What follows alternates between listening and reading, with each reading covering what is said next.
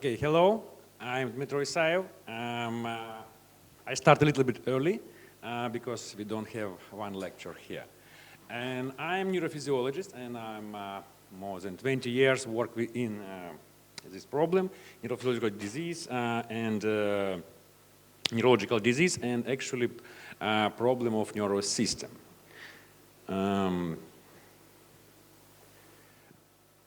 I want to talk after this beautiful lecture from Olga, and I want to talk about a little bit different aspect of cannabinoids. What we think about cannabinoids, it's just kind of THC and CBD. A lot of, myths about CBD and THC, a lot of different talk is that, for example, like people think that CBD is medical cannabinoids and THC is psychoactive cannabinoids. There is no such things like medical cannabinoids, for example, like CBD or THC, because both of them can use in medical treatment for different conditions. And if you see that THC, it's not big difference with CBD in chemical structure, but difference in effect is tremendous. And first I want to say about how society recognize or accept people who take cannabinoids. All time as people seems like lazy people, a little bit dumb, not motivated, and let's say stupid people, yeah? And then in 2004, World Anti-Doping Association put cannabinoids in doping list. But in condition to be any substance in doping list, it should perform enhanced performance. Otherwise, it's not in doping. And what actually marijuana? Why sportsmen actually use marijuana? And first, they recognize its this effect on health keepers. And opposite to what people think about cannabinoid users, actually marijuana help health keepers to make their business. They make a better view on field, better concentration on ball, and their muscles are relaxed, and they can overjump to any bad position. So it was first. Then they recognize that almost all sliding sportsmen use cannabinoids. Why they do that? Because it's a highly risk sport. And if you have, for example, one bad attempt, second bad attempt, then you're afraid to do another one. If sportsmen under marijuana or under cannabinoids influence, they don't actually afraid to do it again. And almost with all mindful control of their action.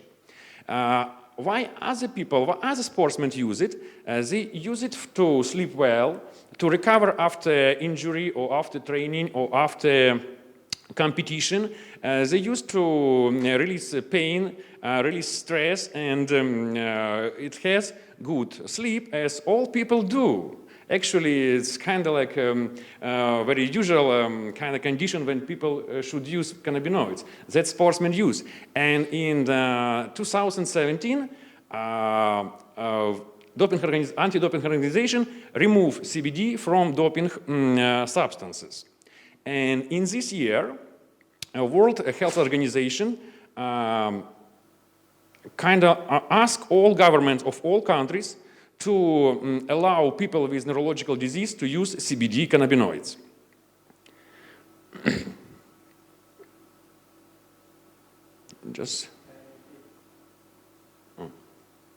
Okay.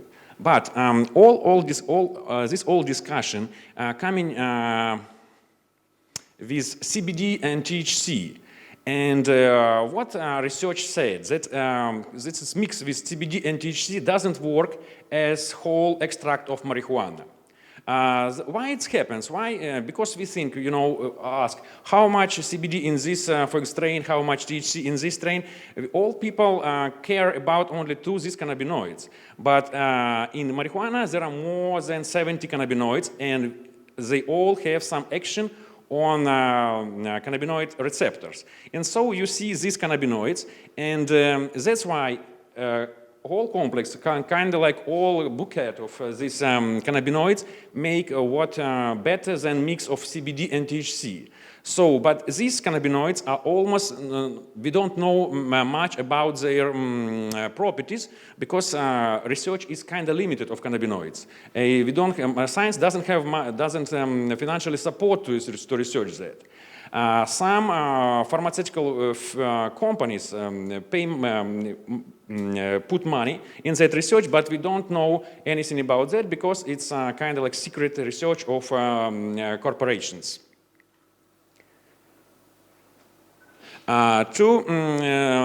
Just all I said about that, just briefly.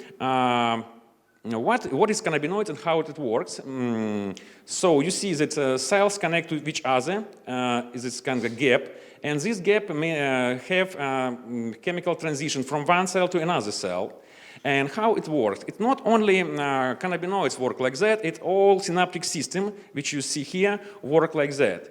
And how it happens that too many diseases can be cured by cannabinoids, it's because we didn't know about cannabinoid system much year. And these, for example, these transmitters, we know about them 70, 80 years. And all research of cannabinoids started, let's say, 10, 15 years ago. That's why it's kind of like wave of information about cannabinoids.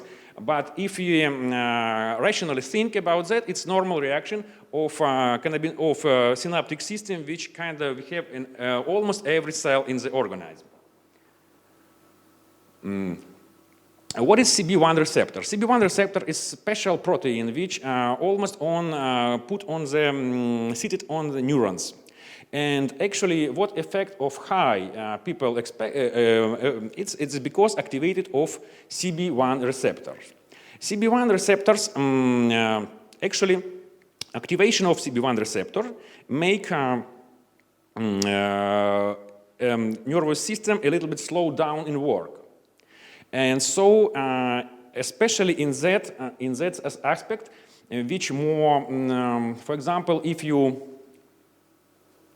think about that, if you worry about something, so in this moment, it's special structure, for example, like amygdala or hippocampus, make a lot of firing activity.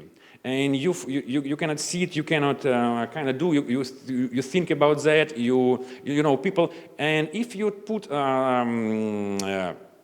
cannabinoids, because cannabinoids is slow down neural system, you kind of relax and you can see on situation from kind of like not emotional side, which you kind of put out emotions and think about that clearly.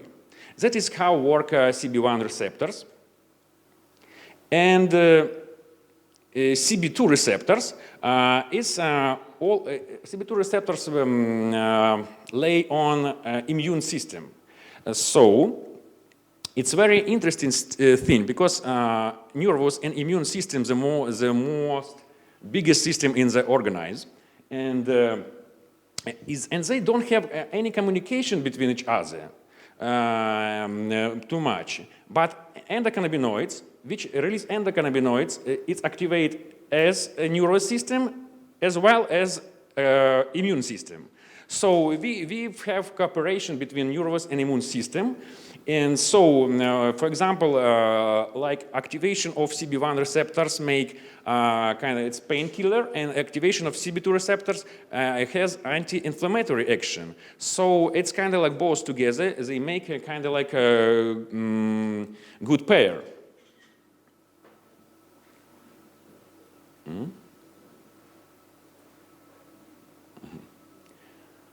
THC. Many people think that THC is the same as our endocannabinoids, so like anandamide and 2,8-G. But it's not really true. THC is not fully agonist of cannabinoid receptors. So never mind how much THC you got, you never activate all receptors. And that's why THC doesn't have lethal dose. So we don't know how much THC should people eat to die. We don't have exact amount of that. For example, it's more than 4,000 more than effective dose. So that experiment, when they put to mice 4,000 dose, they sleep 2 days, and then when they awake, they appear that they are normal, then sleep, they then run. So it's not little dose for THC. A little bit words about synthetic cannabinoids. I know we here for phytocannabinoids to hear, and nobody say about synthetic cannabinoids, but why is it so dangerous to obtain, if it's all lecture says that activation of cannabinoid system is too good, why is synthetic cannabinoids bad? Because synthetic cannabinoids, most of synthetic cannabinoids was developed as research tool. And if I say it's THC, you never kind of have 100% activated receptors on the THC. But other stuff, like synthetic cannabinoids, can do it. You can see here, it's GVH18, and it's kind of like different in structure than THC. And this is full agonist of receptors. So, this substance can actually, it has lethal dose. Actually, even our endocannabinoids has lethal dose, but THC doesn't have. It's so because it's partially agonist, it cannot activate all receptors. So it's a very safe, cannabinoid, THC. And there are a lot of synthetic cannabinoids, and people use it. It's actually commercially used to people to avoid law, and because system cannot, synthetic cannabinoids kind of like produce every 3-4 months new one, and to detect it, synthetic cannabinoids, government should spend some time and then, it's cannabinoid is bad. And this cannabinoid produced every time. Nobody actually check their property on organisms. What the seller need, they sell synthetic cannabinoid. You got high, you pay money. That's all. And actually, nobody knows about long effect of synthetic cannabinoids. So it's very dangerous thing. And what I say, if you want a cannabinoid, just better to take THC. And what actually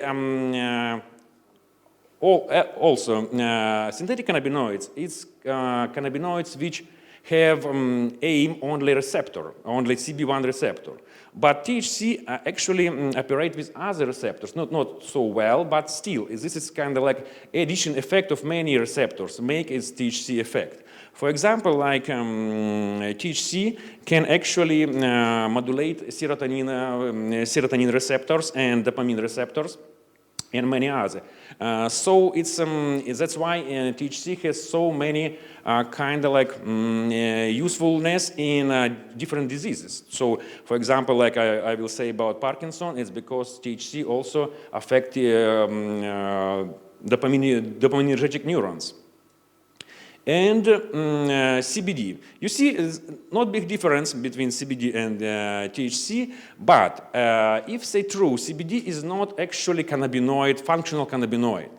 By itself, CBD cannot influence on receptors.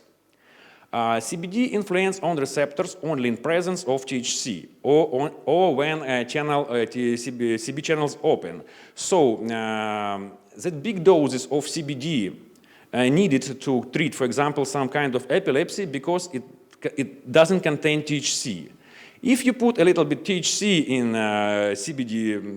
CBD, you can decrease amount of CBD 5-6 times. And that drug will be much cheaper. It's two agents which work together very well. And actually, CBD doesn't allow THC make you overdosed. So it's kind of like two components which balance each other. And we don't actually people don't need too much THC on CBD medication. About 1% is enough to feel much more effect than just CBD. For example, like to treat some conditions, people need 1 gram of CBD per day, which is costly. And if you put a little bit THC there, like 1%, you need about 200 milligrams, 150 milligrams instead of a gram. And if the price of for CBD is kilo for 20,000, so it's a dose for people, kind of like medication for people would be cost 7,000 per year. And for example, Epidiolex proposed for 32,000. So adding for a little bit amount THC, not very psychoactive amount, make action of CBD much better. And as I said, in this year, World Health Organization recommend CBD to all patients with neurological disease. And what is actually, we should separate neurological diseases with psychiatric disorders. So what is a neurological disorders? It's brain damage, spinal cord disorders, seizure disorders, epilepsy, and many, many other. It's what is difference? During neurological disorders, you have some changes in nervous system. In psychiatric disorders, which can be also together with neurological and psychiatry, but it's different. So with psychiatric diseases, we don't know about THC and psychoactive agents. So for now, they try to schizophrenia, try to other disease, but it's because we don't have actually, we cannot operate on people when we got stuff, we got, for example, chemicals, and we cannot research people. We research animals. For example, if in the animals it works, we recommend to people. But some diseases like psychiatric disease, like schizophrenia, is very difficult to treat animals because we don't know. We have Santa Claus models, but we don't know they're schizophrenics or not. It's kind of like a week of models, because it's mental stuff. And we are not sure how mental work in animals. So that's why we're more sure about neurological disease, because we can, for example, cut brain in animals and see what difference between treated or not treated rats. And just a little bit history about cannabinoids. We live with cannabis several thousand years. And of course, we used every moment of their usefulness. And for example, in Chinese character of anesthesia, there is a part of this is cannabis. Kind of like character of anesthesia is cannabis. So cannabis used several thousand years as painkiller, and used for other stuff, other diseases, and in use in medieval ages. But we don't have many papers from that. We don't have many, kind of like cases which all describe, and we don't have actually medical description as we require now. And whatever that they sell, and they kind of like people take this medication to cure. Just now, all governments say, no, this is kind of improvement is not going on because we don't know mechanism of that. And when you show them mechanism of that, they show, okay, show there, doesn't have side effects. And when you show the side effects, there is a problem. Because side effect is, for example, like, they say, for example, like, it's a too scary thing because people can feel panic, people can, disturb short memory, and so it's too bad. And while they sell alcohol, which have the same side effects, but even more. So it's kind of like they don't want, it's what they say it's bad, or that is kind of too bad. Is it narcotic, whatever? It just because it's have no any scientific provement. We have scientific provement that, for example, THC have the same addiction point as coffee. And on prescription of dronabinol, it's legal drug, dronabinol is 98% of THC. They say that all side effects pass away in 2-3 days. Kind of like, so is it a narcotic which kind of like you can forget about in 2-3 days? When I go in Kiev to my work, often this, you know, this coffee stops. And many people, kind of 3-4 in lines people, and wait their dose of caffeine. And so it's the same, but caffeine, marijuana is the same as caffeine on addiction level. So you see that people who stay for coffee, so they're addictive or not. And the same with marijuana. People want, for example, people who smoke marijuana look for marijuana, as people look for coffee.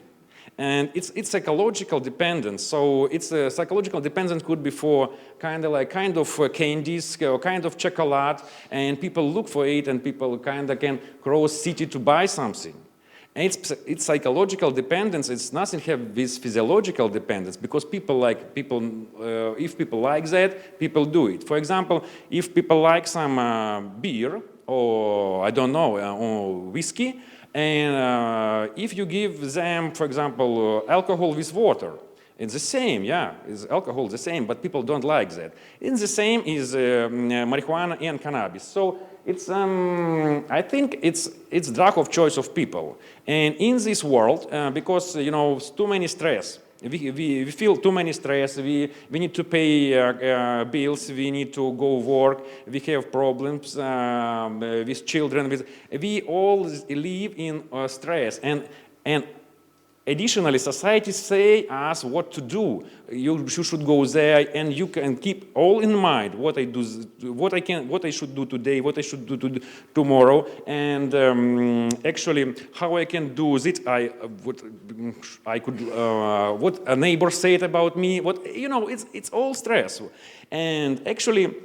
Why people use this psychoactive drug, for example, like coffee, like nicotine, like cannabis, like alcohol, just won't release the stress. And at least dangerous from that is cannabis. If you don't use cannabis when you stress, we don't know it's better for you or not, because stress is a very harmful condition. If you're in stress, you should somehow avoid it. If you cannot do meditation or whatever stuff, that cannabis is easiest way and more healthy way to do that.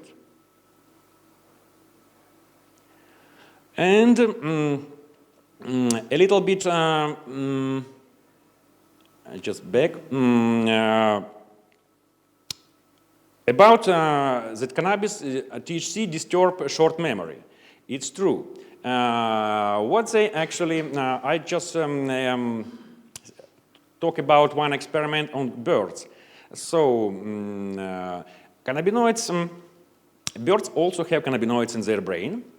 And some cannabinoids block that receptor. So when you have blockers of cannabinoid receptors, you don't, if one gets this blocker and then smoke pot, it feels nothing because it's receptors blocked. And they blocked these receptors on birds and put them 19 pods with, in one of them seeds.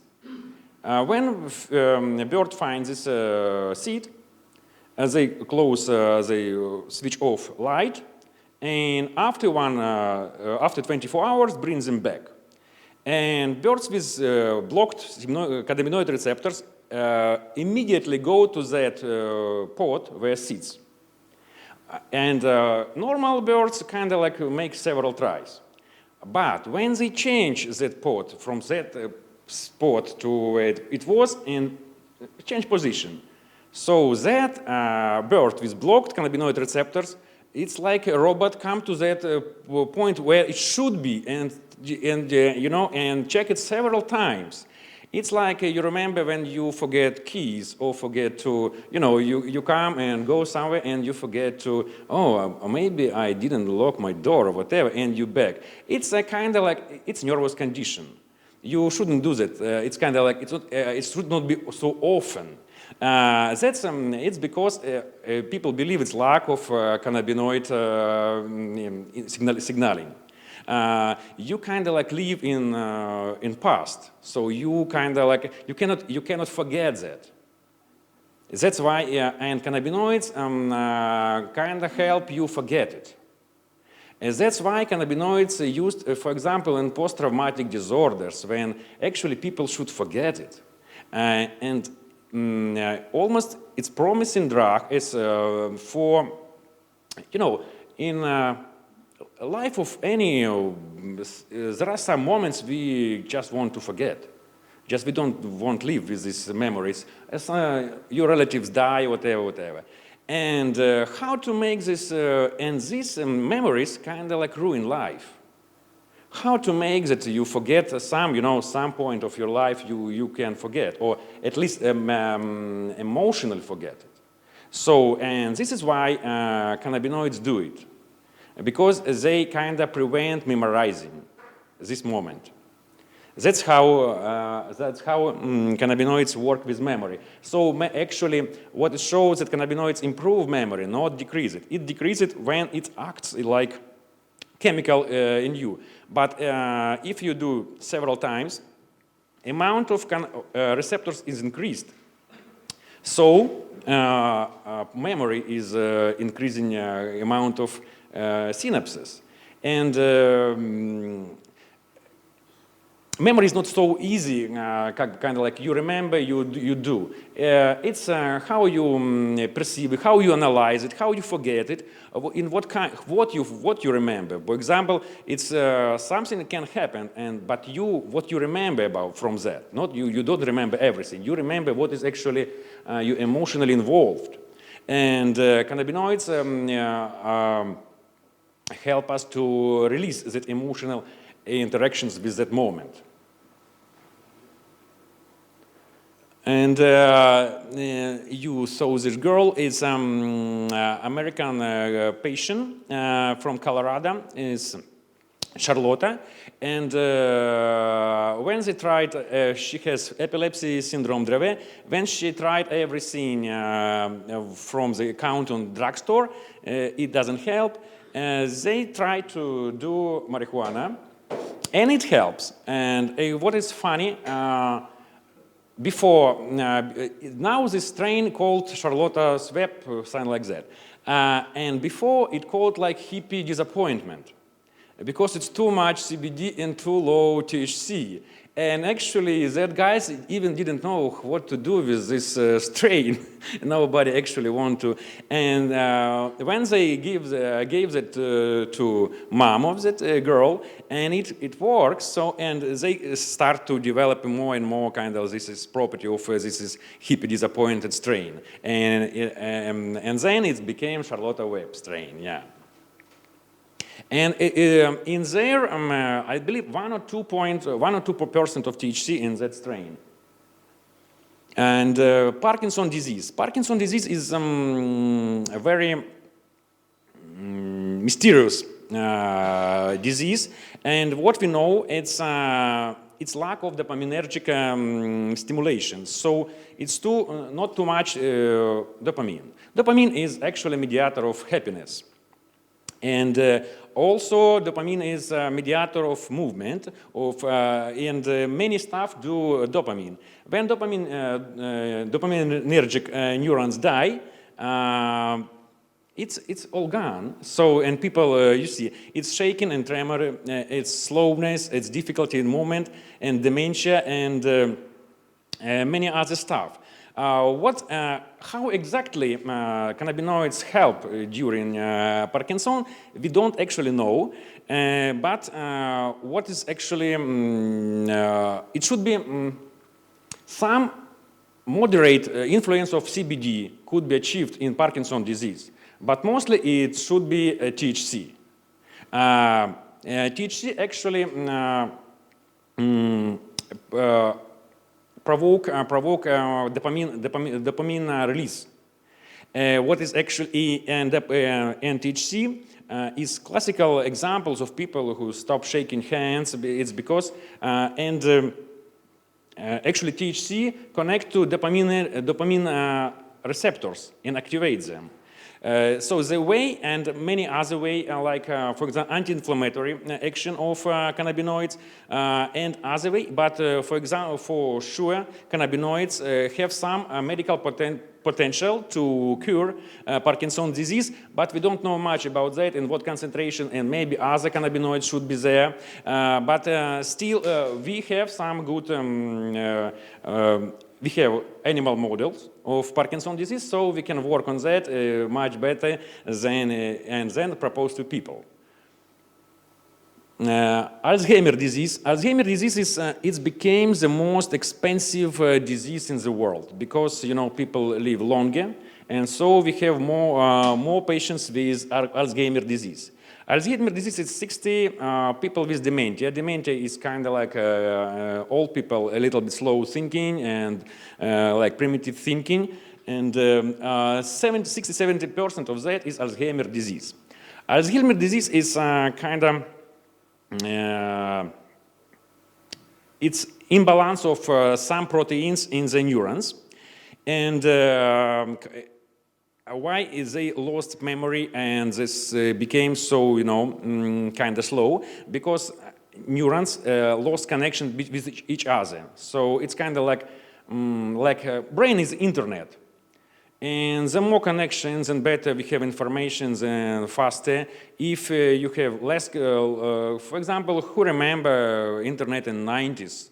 It's like dementia brains should like, for example, comparatively to us. And this is an effect of cannabinoids to make more synaptic connections, make it promising in curing of Alzheimer's disease. Multiple sclerosis, it's an interesting disorder. It's between immune system and nervous system. So you see this blue, it's like, kind of like pie, like a roulette. Actually, it's myelin, it's fat, actually, it's cells come to neurons and kind of like lay make this construction. This construction allow neurons faster transfer signal. And some neurons in our body, for example, if we have elephant, so there are some neurons which have their kind of like neurites from brain to the legs. So some of information should come too fast. It's like you see that dinosaurs didn't have this one. So that's why they slow. You see that's a movie when they move like that. It's because they don't have this myelin thing. And what happens during multiple sclerosis? Immune system start to attack this myelin, and speed of information is slowing. So, and if it's like computer, if every detail in computer became slower, so your computer became slower. And except slowing, it's kind of like desynchronized brain parts connectivity. And so we can see actually pain and weakness. It's even a psychiatry problem, and it's many problems. It's kind of like, I can say it's damaged cables inside your computer. And cannabinoids help in this case because it's anti-inflammatory. And what they say, it's kind of stop, it'll slow down immune system to attack own neurons. Sleep. Sleep is I think it's all this sleep disorders, all these disorders which were treated by cannabinoids. If we see, it's a brain of awake person, and this is deep sleep person. This red and light is red and white and yellow. It means it's kind of like a sighting of brain. And when we see sleep, it's more calm down brain. So cannabinoids, especially CBD, is good to sleep. because it's a calm down system in a proper way. THC is not recommended for good sleep before night, but except several conditions. THC is good for if you want to see, for example, like good dreams, kind of like, very colorful dreams. And that's why THC recommend people with nightmares or other stuff. THC is good because dreams became better. Dreams become good and colorful. You remember it, yeah. And but THC tend to break your sleep. And CBD is good for whole night sleep. So for that, a little bit amount THC, I don't think it's a problem. But still, sleep actually is sleep medicine is CBD. If you want a good relax, good sleep, you should take CBD. And of course, this sleep problem, it's all connected, like stress, people who have stress, less sleep, or sleep with, nightmares. If you don't sleep well, it's depression, or even other stuff like dementia. Yeah, you sleep, if you kind of sleep 5-6 hours per day, several years, it could be dementia, could be dementia in you and other stuff. So it's... we don't know actually why we sleep. Nobody knows why we sleep. And, but we know we should sleep because if we don't sleep, we die. So we need sleep. What we do during sleep, why it needs to brain, we don't know. But we know that cannabinoids help to sleep. And post-traumatic stress disorder, and as I said, I am from Ukraine, and we now have this combat period with Russia and Russian forces. And so we have many soldiers in our country. It's kind of Ukraine, a peaceful country. And now many young people kind of after war. And we expect that problem will be like Afghanistan problem, like Vietnam problem. So many people after war have this disorder. It's stress. And it's a kind of many suicide attempts in people who pass the war. And what they say, it's no any known drug to treat that. Psychological specialists can treat like 15%. But if they use cannabis and psychologists, the percent of treated people like 90%. So it's because that what I said, that because ability to cannabis to make you forget. To make you forget, sleep better, and this is kind of like condition which make your brain a little bit slower and more less emotional, thinking about all, make people cure from this actually very bad disorder. And that's all. You can ask me questions.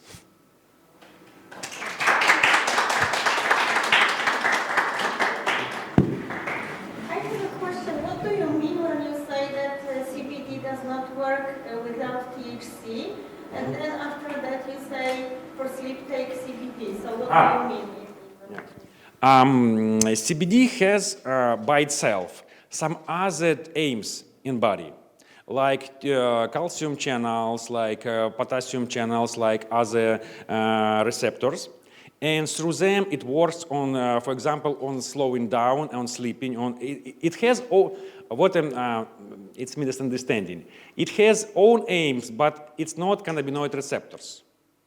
But when it has THC, CBD can connect to CB receptors. Okay, so you meant CB1, CB2 receptors? Yeah. Actually, in... Do you agree that not all receptors are known to the science? Not all? Yeah, we don't know everything. Of course, maybe, yeah. No, I say what we know now. Maybe there are some, some promising receptors which could be feel CBD, but we don't have, we are not sure in that. We are working, yeah. But for now, yeah, this is CB1 and CB2 receptors. CBD affect only, almost only when is THC is there. Thank you.